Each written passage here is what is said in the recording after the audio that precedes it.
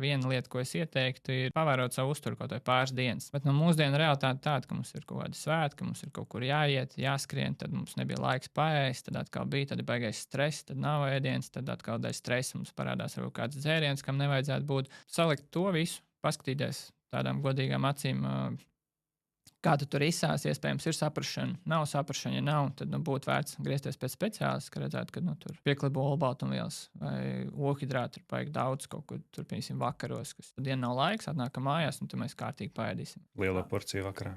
Liela porcija, un gribās sev palutināt ar kaut ko, tad vai kaut kas garšīgs, jo liekas, ka es taču visu dienu tā strādāju, skrējis, un es pelnīju kaut ko, un kur veikalā tieši bija akcija, un kāpēc lai nē. Emocionāli vājā brīdī nostrādā vislabāk. Jā, un tad skatāmies, ka no rīta arī brokastis vairs negribās, kad bija tās lielās vakariņas, un es brokastis varu izdzert tur kafiju un skriet tālāk, un lēnām ejam kaut kādā rutīnā, kas varbūt tos pamatus jau sāk izjaukt.